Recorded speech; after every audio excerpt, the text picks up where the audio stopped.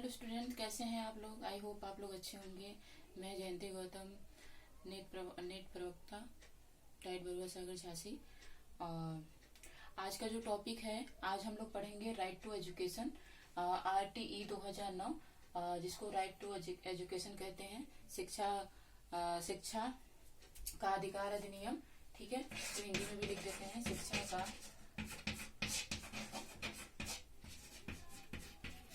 अधिकार अधिनियम।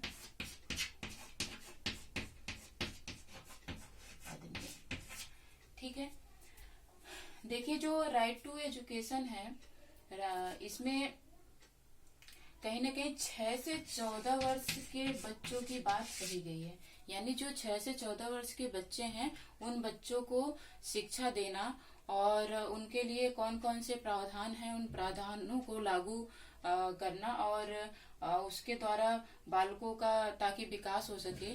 और बालकों का जब विकास होगा तो एक उज्जवल राष्ट्र का विकास होगा। तो कहीं न कहीं ये जो 6 से 14 वर्ष होता है, इसमें जो बालक होता है वो एक छोटे अवस्था में होता है। तो इस अवस्था में बालकों पे ज्यादा ध्यान देने की आवश्यकता होती है। उनकी जो भी सुख सुविधाएं हैं, उनके जो भी मानवीय मूल्य हैं, उनको ध्यान देना पड़ता है। तो जो RTE है, ये कहीं न कहीं 6 से 14 वर्ष के बच्चों के एजुकेशन पर फोकस किया है। तो अभी हम लोगों ने पिछले क्लास में पढ़ा था कि दिसंबर 2002 में जो 86वां संशोधन अधिनियम है, जो उसके अंतर्गत 21 अनुच्छेद में 21 का जोड़ दिया गया, जिसके तहत कहीं न कहीं जो अनिवार्य और निःशुल्क जो शिक्षा है, ये मौलिक अधिकार में जोड़ा गया। तो उसके तहत कहीं न कहीं क्या है कि जो RTE 2009 आया है, तो इसमें कुछ ऐसे प्रावधान किए गए हैं जो कि बच्चों के लिए उपयोगी हो। तो चलिए इसको हम लोग अब स्टार्ट करते हैं, पढ़ते हैं। देखिए, सबसे पहले जो RTE है, इसको सबसे पहले पारित कब किया गया था संसद में? इसको राज्यसभा में 20 जुलाई, ध्यान दीजिएगा, 20 जुलाई 2009 को किसमें पारित किया गया था? राज्यसभा में। और लोकसभा में इसको पारित किया गया था 4 अगस्त 2009 को।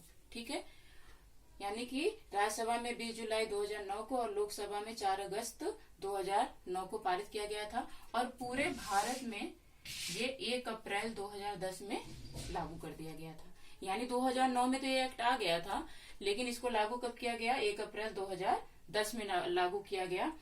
और ये केवल 6 से 14 वर्ष के बच्चों पर ही फोकस किया है, उनके शिक्षा प्रणाली पे और उनके जो भी अधिकार है उस पे इसने फोकस किया है। चलिए, और एक चीज और हम लोग जानते हैं कि जो भारत में जब इसकी स्थापना, इसको जब लागू किया गया, तो अगर हम लोग थोड़ी सी जानकारी के लिए जाने तो विश्व में भारत 135वें नंबर पे है। ध्यान दीजिएगा, 135वें नंबर पर है, जो कि कहीं न कहीं विश्व, इसके पहले जितने भी देश थे, उन्होंने अपने देश में RTE को लागू कर लिया था। और भारत का जो लागू करने का जो नंबर है वो 135वां है। ठीक है, ध्यान रहेगा आप लोगों को। संसद में कब पारित हुआ था, यानी राज्यसभा में कब पारित हुआ? 20 जुलाई 2009 को, लोकसभा में 4 अगस्त 2009 को, और पूरे भारतवर्ष में कब लागू हुआ था? 1 अप्रैल 2010 को। ठीक है, चलिए अब इसके बाद हम लोग आगे बढ़ते हैं। देखिए, इसके अंतर्गत कुछ ऐसे प्रावधान रखे गए हैं जिसको अभी हम लोग पढ़ेंगे। तो चलिए स्टार्ट करते हैं।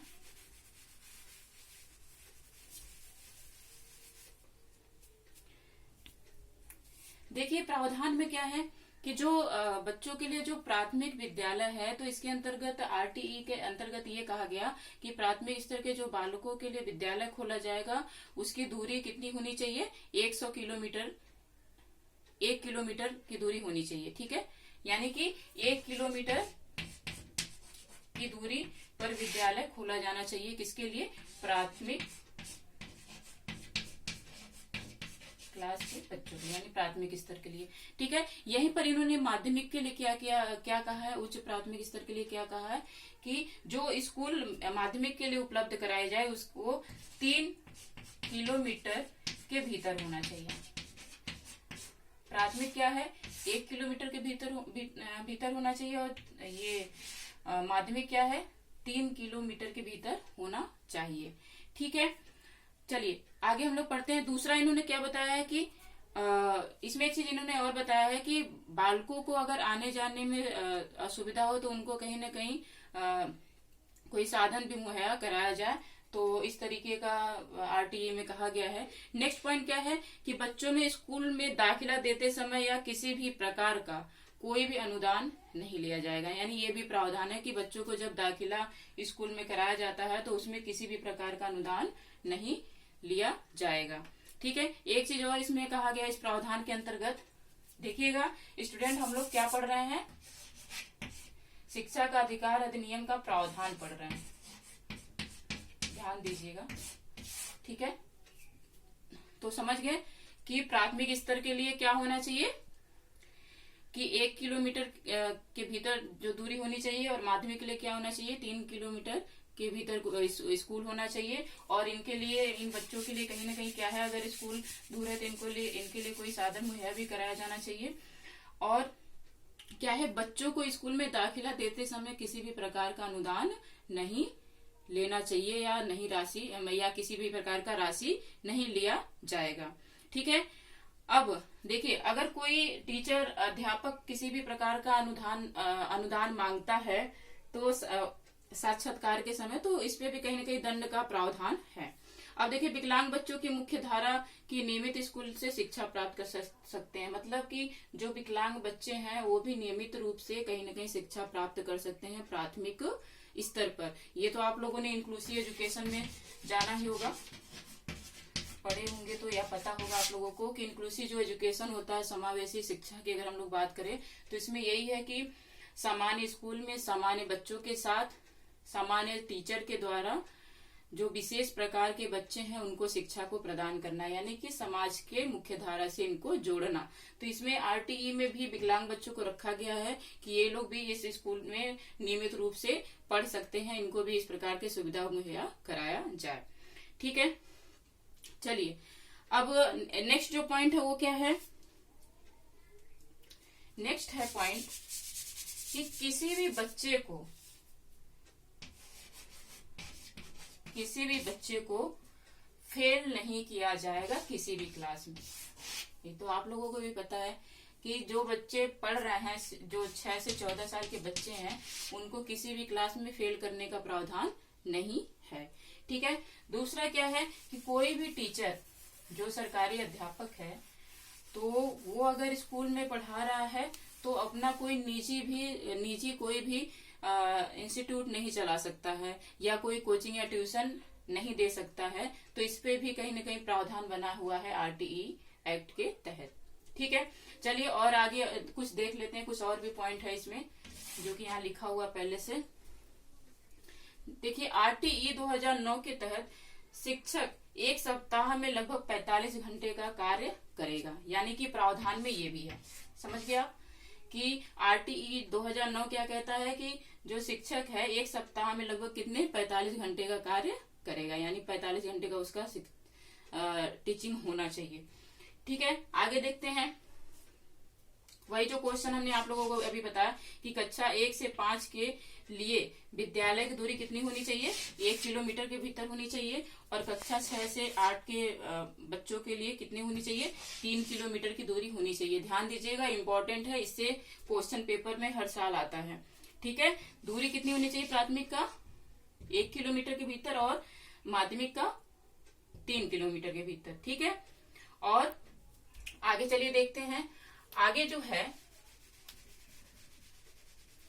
जो ये प्राथमिक स्तर लिखा हुआ है, ठीक है, प्राथमिक स्तर।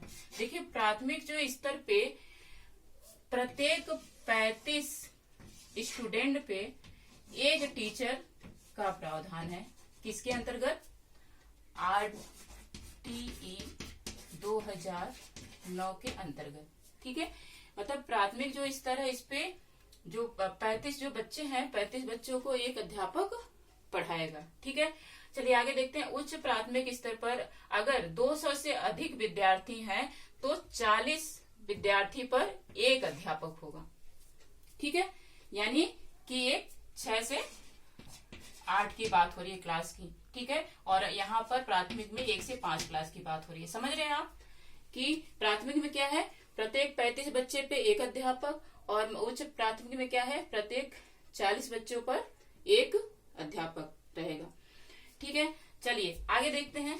240 पर 6 अध्यापक रखा जाएगा, यानी 240 अगर विद्यालय में बच्चे हैं तो 240 बच्चों पर लगभग 6 अध्यापक रखने का प्रावधान है।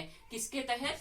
RTE 2009 के तहत। ध्यान दीजिएगा, बार बार RTE आ रहा है। ठीक है, इसके बाद प्रतिदिन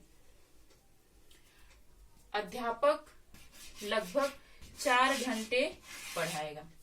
किसमें? प्राथमिक स्तर पे।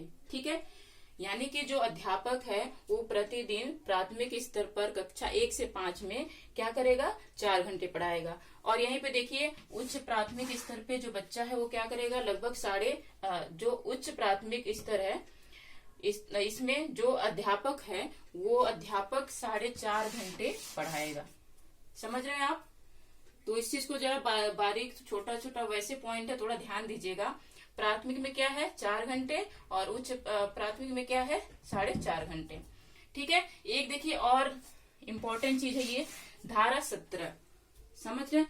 जो धारा 17 है इसमें कहीं ना कहीं ऐसा प्रावधान RTE 2009 के तहत किया गया है कि अगर किसी बालक को दंड दिया जा रहा है या प्रताड़ित किया जा रहा है तो प्रावधान के अंतर्गत कहीं ना कहीं कुछ ऐसे कानून बनाए गए हैं कि जिसके तहत अगर कोई भी व्यक्ति इस तरीके का करता है तो उसे दंड दिया जाएगा। ठीक है, तो आई थिंक आप लोगों को ये समझ में आ गया होगा, और ज्यादा कुछ नहीं इसमें है, बस इसको समझ लीजिए। एक बार और मैं थोड़ा आप लोगों को रिपीट कर देती हूँ कि राइट टू जो एजुकेशन है, शिक्षा का अधिकार अधिनियम, ये संसद में मतलब यानी राज्यसभा में कब पारित हुआ था? 20 जुलाई 2009 को, और लोकसभा में कब पारित हुआ था? 4 अगस्त 2009 को। पूरे भारतवर्ष में ये कब लागू हुआ था? 1 अप्रैल 2010 को ये लागू हुआ था। बाकी इसका जो प्रावधान है, प्रावधान पे ये सारा पॉइंट आप लोगों ने पढ़ लिया। ठीक है, आई होप आप लोगों को समझ में आया होगा। ठीक है स्टूडेंट, हम लोग अगले टॉपिक से नेक्स्ट वीडियो में मिलेंगे। Okay, thank you.